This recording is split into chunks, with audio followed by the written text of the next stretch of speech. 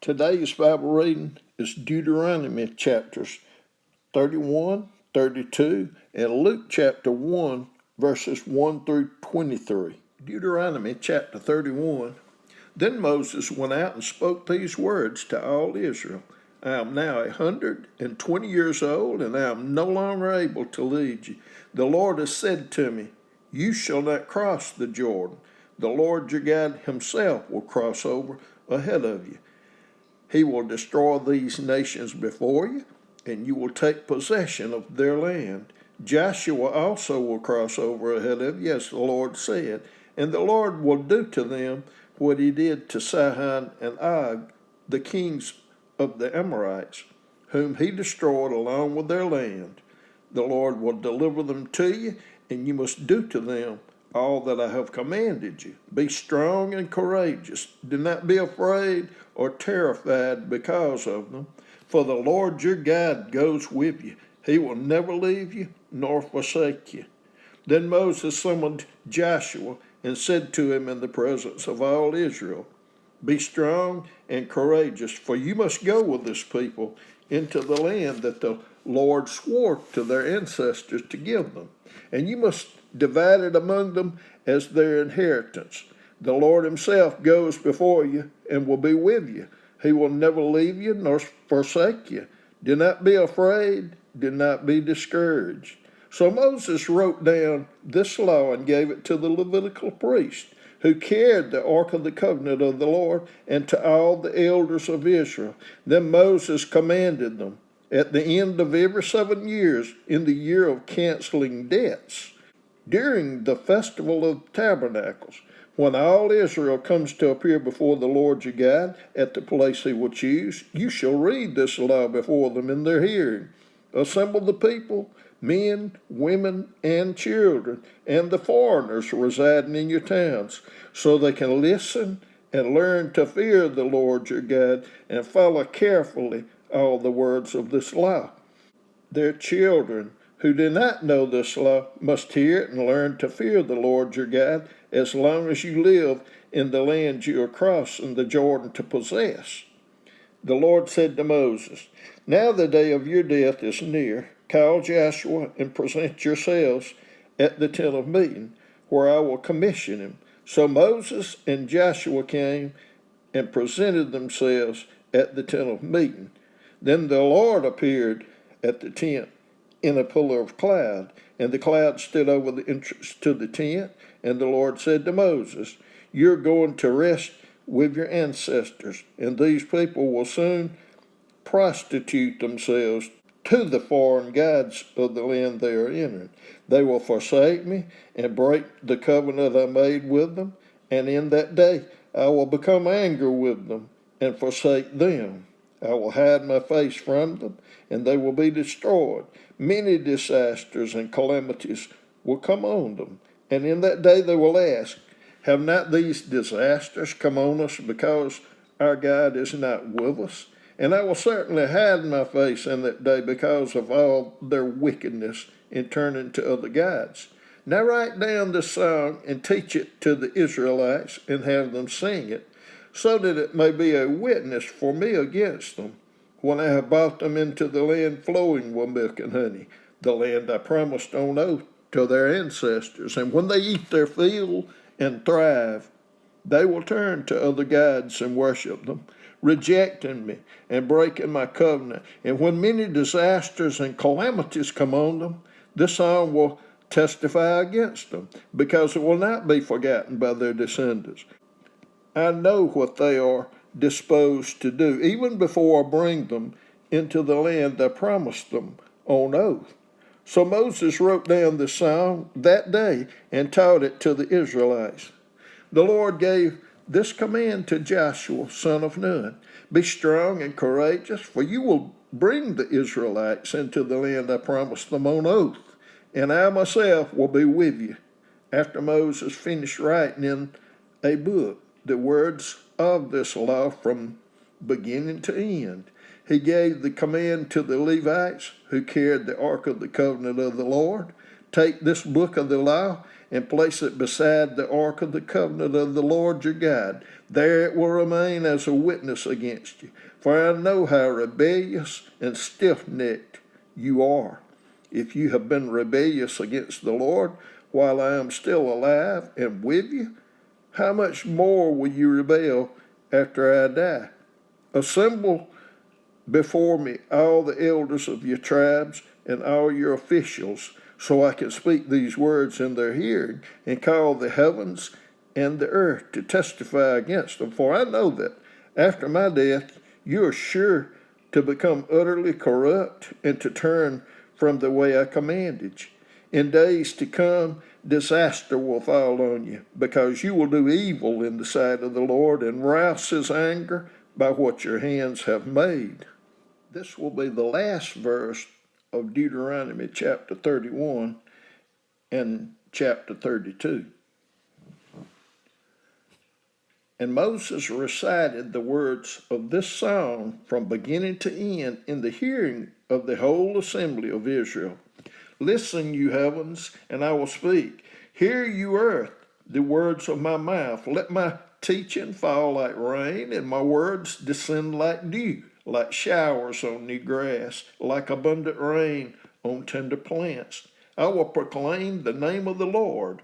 Oh, praise the greatness of our God. He is the rock. His works are perfect, and all his ways are just. A faithful God who does no wrong, upright and just is he. They are corrupt and not his children. To their shame, they are a warped and crooked generation. This is the way you repay the Lord, you foolish and unwise people. Is he not your Father, your Creator, who made you and formed you? Remember the days of old. Consider the generations long past. Ask your father, and he will tell you, your elders, and they will explain to you. When the Most High gave the nations their inheritance, when he divided all mankind, he set up boundaries for the peoples, according to the number of the sons of Israel. For the Lord's portion is his people, Jacob, his allotted inheritance. In a desert land he found him, in a barren and howling waste. He shielded him and cared for him. He guarded him as the apple of his eye, like an eagle that stirs up its nest and hovers over its young, that spreads its wings to catch them and carries them aloft. The Lord alone led him. No foreign guide was with him. He made him ride on the heights of the land and fed him with the fruit of the fields. He nourished him with honey from the rock and with oil from the flinty crag, with curds and milk from herd and flock, and with fattened lambs and goats, with choice lambs of Bashan and the finest kernels of wheat. You drank the foaming blood of the grape. Jeshurun grew fat and kicked, filled with food. They became heavy and sleek. They abandoned the God who made them and rejected the rock of their Savior. They made him jealous with their foreign gods and angered him with their detestable idols. They sacrificed to false gods, which are not God, gods they had not known, gods that recently appeared, gods your ancestors did not fear. You deserted the rock who fathered you. You forgot the God who gave you birth. The Lord saw this and rejected them because he was angered by his sons and daughters. I will hide my face from them, he said, and see what their end will be. For they are a perverse generation, children who are unfaithful. They made me jealous by what is no God and angered me with their worthless idols. I will make them envious by those who are not a people. I will make them angry by a nation that has no understanding. For a fire will be kindled by my wrath, one that burns down to the realm of the dead below. It will devour the earth and its harvest and set afire the foundations of the mountains. I will heap calamities on them and spin my arrows against them. I will send wasting famine against them. consuming pestilence and deadly plague. I will send against them the fangs of the wild beast, the venom of vipers that glide in the dust. In the street, the sword will make them childless. In their homes, terror will reign. The young men and young women will perish, the infants and those with gray hair. I said I would scatter them and erase their name from human memory, but I dreaded the taunt of the enemy, lest the adversary misunderstand and say, our hand has triumphed. The Lord has not done all this. They are a nation without sense. There is no discernment in them.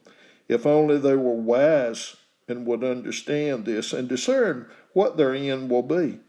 How could one man chase 1,000 or two put 10,000 to flight unless their rock had sold them, unless the Lord had given them up?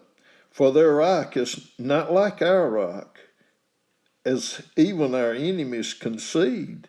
Their vine comes from the vine of Sodom and from the fields of Gomorrah. Their grapes are filled with poison and their clusters with bitterness.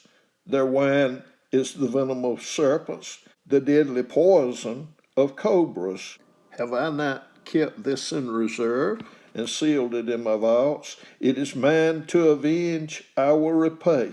In due time their foot will slip, their day of disaster is near, and their doom rushes upon them. The Lord will vindicate his people and relent concerning his servants when he sees their strength is gone and no one is left, slave or free. He will say, now where are their gods, the rock they took refuge in, the gods who ate the fat of their sacrifices and drank the wine of their drink offerings? Let them rise up to help you. Let them give you shelter. See now that I myself am he. There is no God beside me. I put to death and I bring to life. I have wounded and I will heal, and no one can deliver out of my hand. I lift my hand to heaven and solemnly swear, as surely as I live forever. When I sharpen my flashing sword and my hand grasp it in judgment, I will take vengeance on my adversaries and repay those who hate me.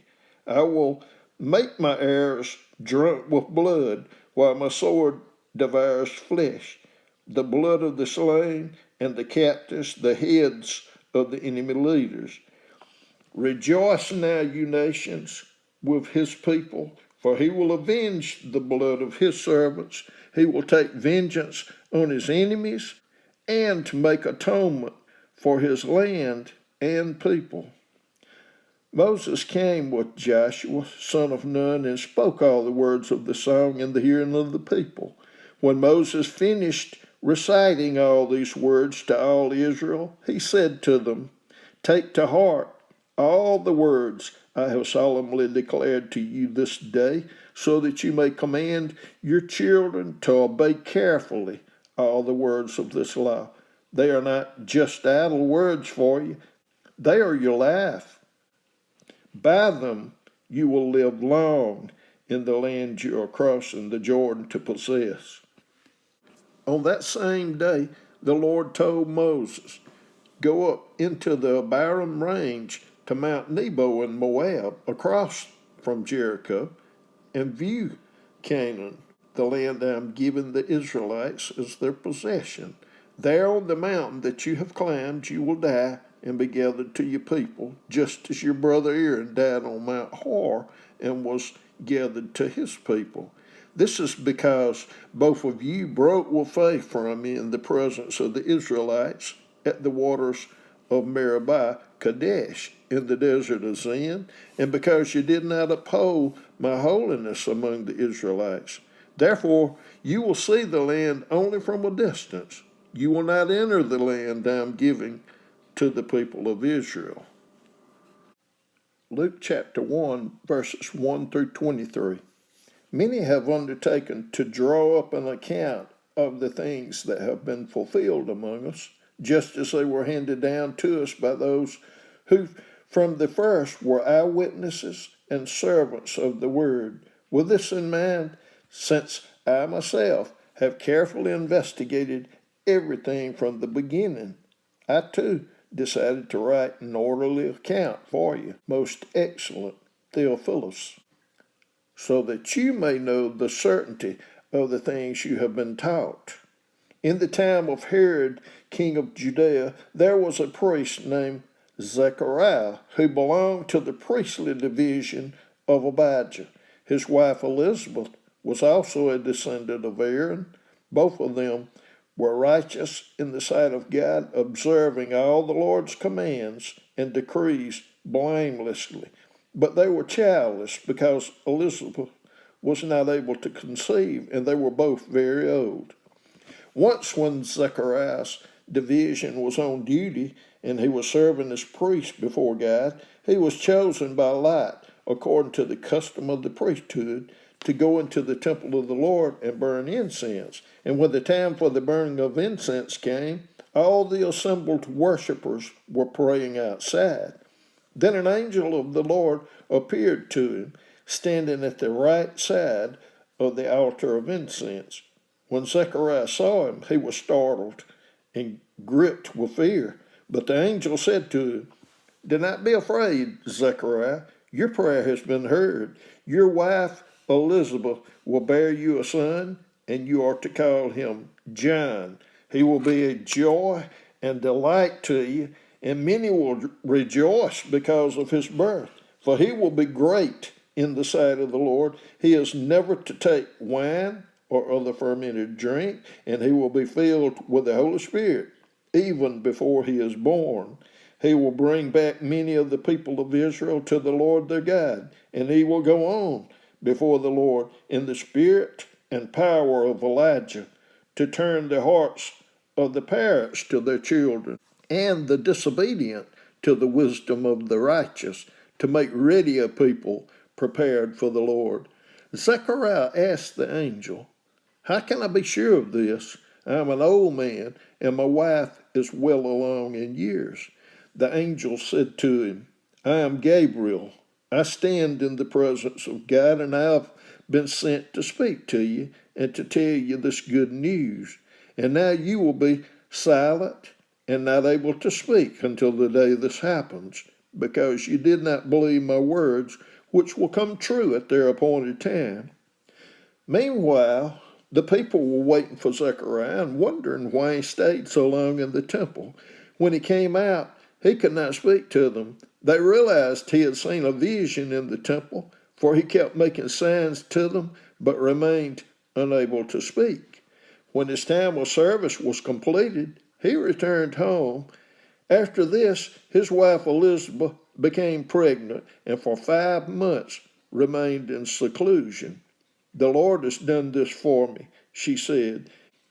"In these days he has shown his favor and taken away my disgrace among the people."